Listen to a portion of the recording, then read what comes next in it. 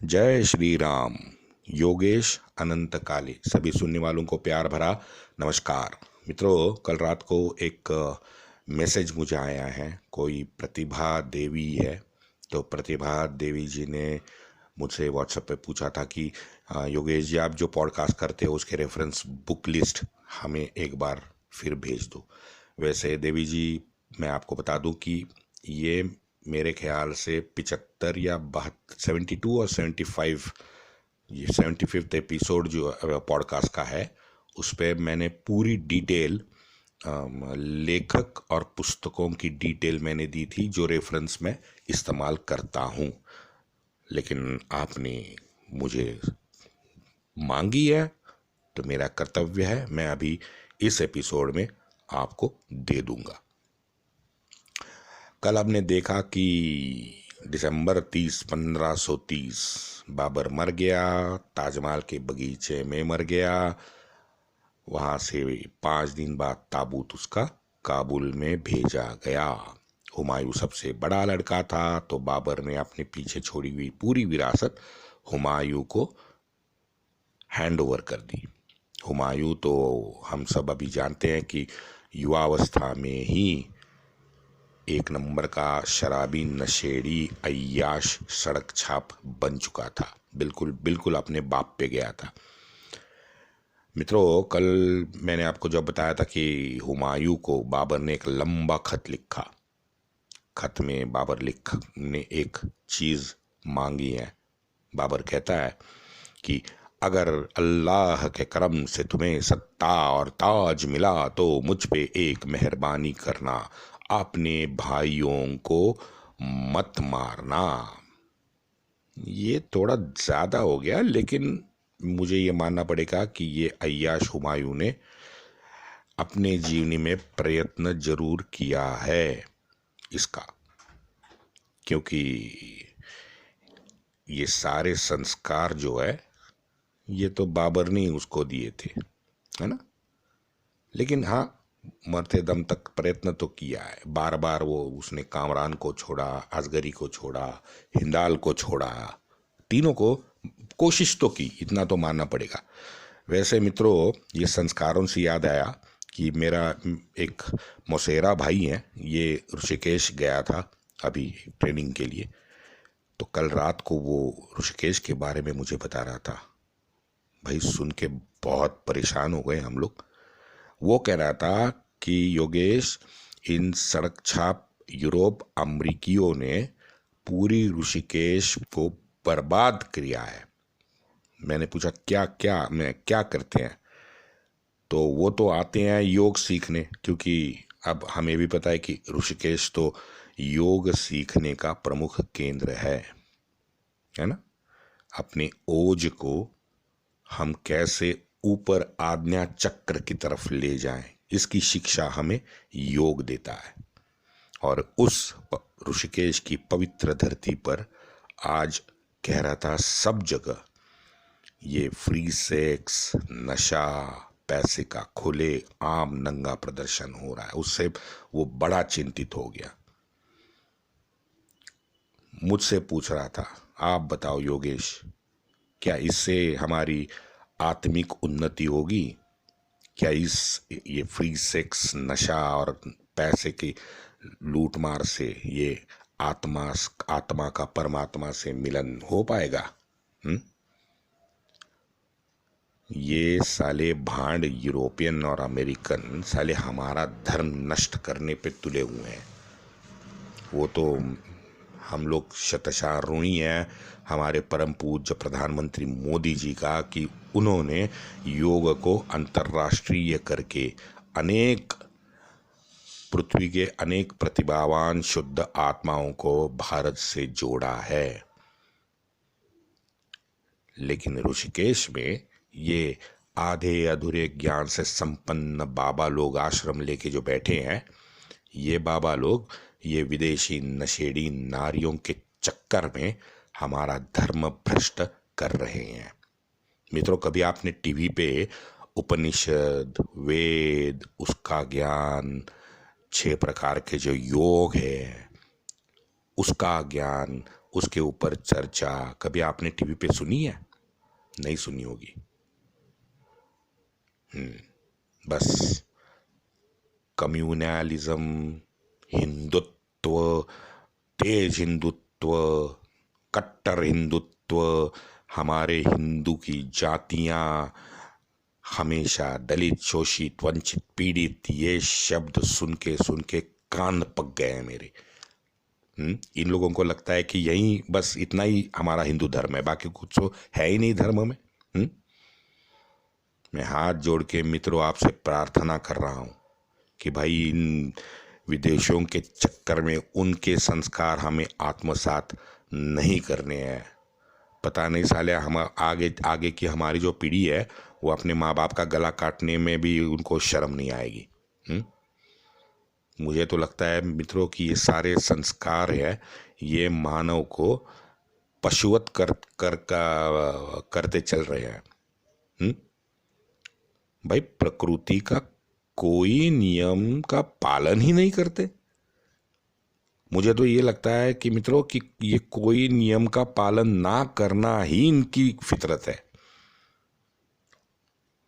योगा योगा, भाई क्या योगा? हाँ, 200 बिलियन डॉलर का कारोबार सिर्फ यूएस में चल रहा है ना। मुझे कोई प्रॉब्लम नहीं है, 200 नहीं 500 का करो, लेकिन उसका क्रक्स तो देखो कि यह योग क्यों है। Instant yoga, power yoga, yoga for better sex, योग बेटर सेक्स के लिए, ये क्या है? क्या समझ नहीं आता यार। मैं तो आपसे ये विनती कर रहा हूं कि आप जरा चेक कर लो कहीं आप इनके चक्करों में फंस तो नहीं गए हैं। ये थोड़ा विषयांतर है मुझे पता है दोस्तों, लेकिन भाई मैं मेरे देश की बात मेरे देशवासियों से ही शेयर करूंगा। क्यों नहीं करूं बताइए?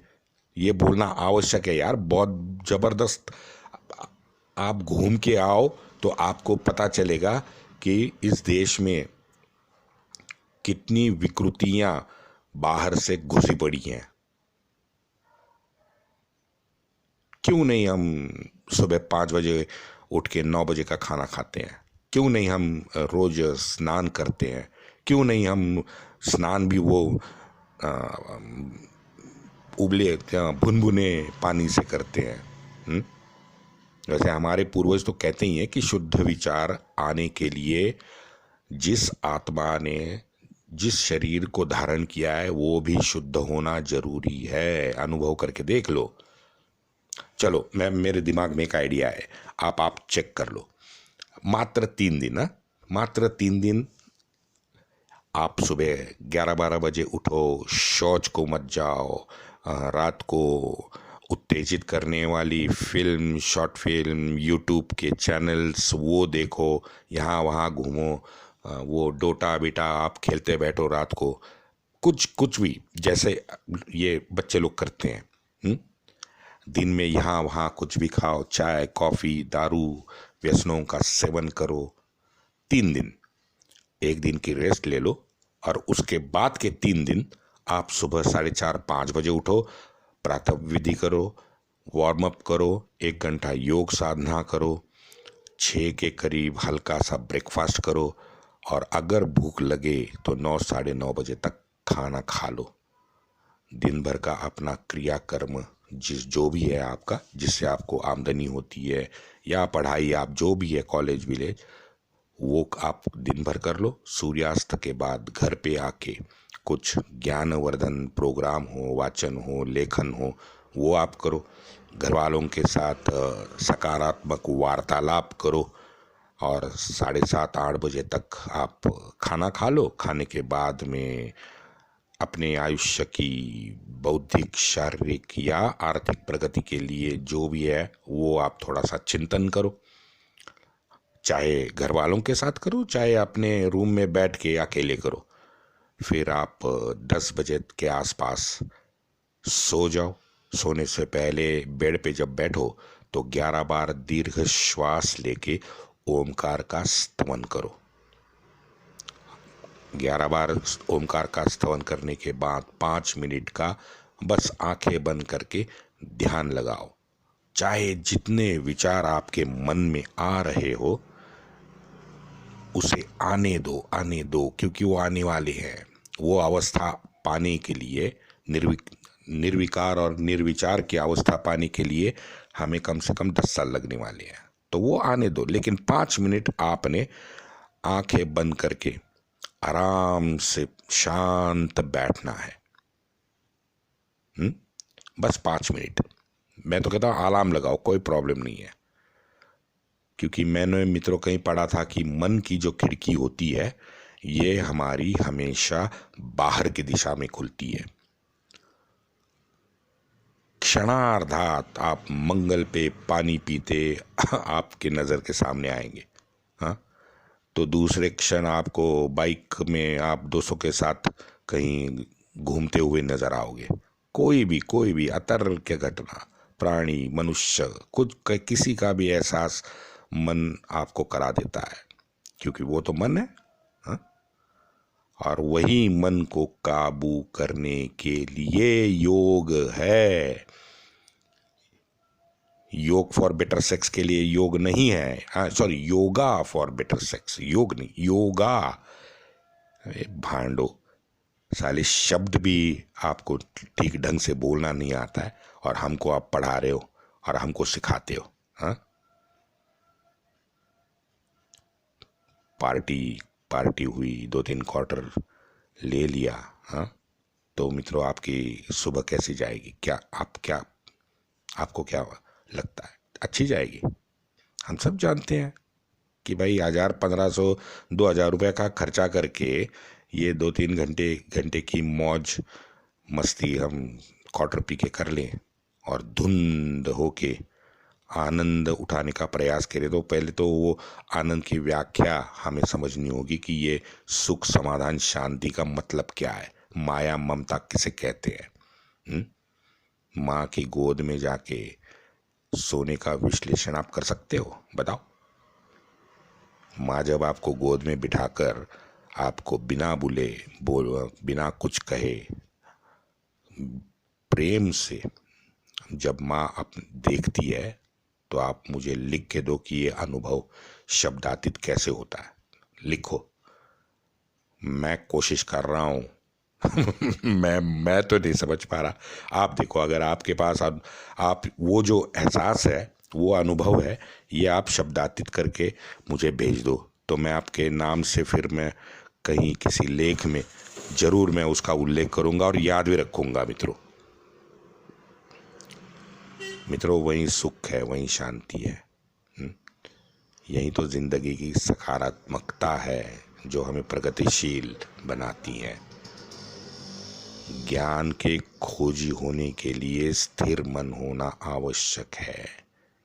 ये हर योग और वेद में है, ये लिखा हुआ है। मैं इसका मर्म ये की है कि ज्ञान के अगर खोजी हो तो स्थिर मन आवश्यक है। और ये आज पूरी दुनिया तो हमको नोच नोच के खाने के लिए बस बैठी है। वैसे 2000 साल से यही प्रयत्न मित्रों सब दुनिया का हो रहा है कि भारत की अकेली बची हुई सभ्यता को हम कैसे तहस नहस करें, उसको बर्बाद करें। इसके बारे में आप मुझे जरूर सुझाव भेजिए। मेरा व्हाट्सएप नंबर है 9970151429। विषयांतर हो गया, माफ़ी चाहता हूँ, लेकिन ये मेरे मन की पीड़ा थी और इसके बारे में मैं कुछ प्रिपेयर, ये कल रात को हो गया और आज सुबह मैं पॉडकास्ट करने बैठ गया।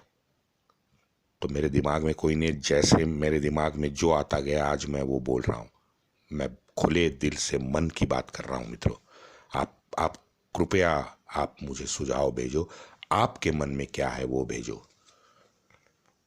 मेरा ईमेल एड्रेस मैं आज दे रहा हूँ, मुझे ईमेल करो yogesh.kale7 is the numeric number, yogesh.kale7@gmail.com। आप ज़रूर मित्रों मुझे भेजो। और आखिर में ये हमारे प्रतिभा दीदी ने जो मुझसे रेफरेंस बुक मांगे थे, उस रेफरेंस बुक के बारे में थोड़ा सा मैं आपको आज फटाफट उनके नाम बता दूं। प्रतिभा दीदी, ये मध्ययुगीन लेखकों की सूची है, मैं फटाफट पढ़ रहा हूं, आपको जो चाहिए वो आप लिख लो।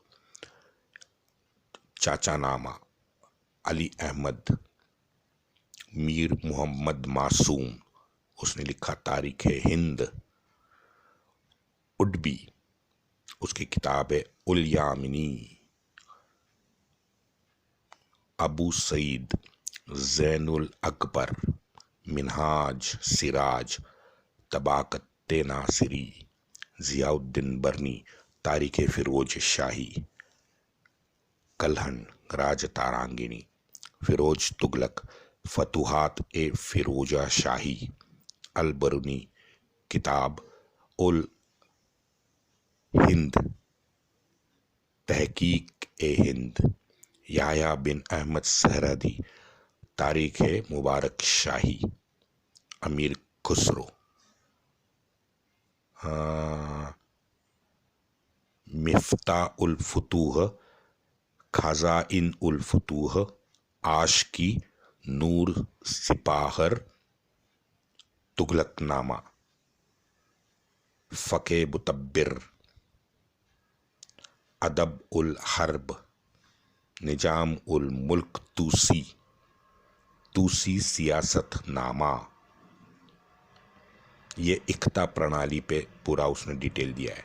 शम्स सिराज, तारीख फिरोज शाही, इब्न बबूता रेहाला, ख्वाजा अब्दुल मलिक, फुतूह अल सलातीन, हसन निजामी, ताजुल मासिर, बाबरनामा, वो तो उपलब्ध है।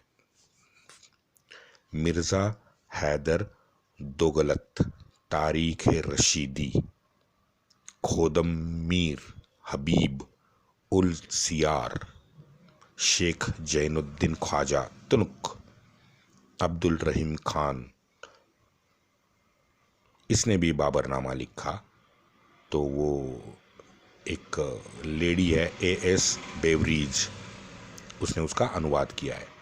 हुमायूं, गुलबदन बेगम, हुमायूं नामा, रिज़कुल्लाह मुश्तकी, वाकियान ए मुश्तकी, ये बहलोल खान के ऊपर है। Abbas Khan Sherwani, Tohfa Akbar Shahi, Mir Atatullah Kazwani, Nafais ul Masir, Nizamuddin Ahmad, Tabaqat Akbari, Abdul Qadir Badayuni, Muntakhabut Tawarikh, Jahangir, Tuzuk e Jahangiri, Sujata Ram Bhandari, Khulasat ul Tawarikh, Chandrabhan, Chahar Chaman, Aqil Khan, Waqiat Alamgiri, Khafi Khan, Muntakhab ul Lubab, the crescent of India, SR Sharma, Madhyayugin Bharat PN okay. ये मोटा मोटी लिस्ट है, तो देवी जी आप पुस्तकों का रेफरेंस अगर लोगी तो आपको ज़्यादा डिटेल मिल जाएगी। वंदे मातरम।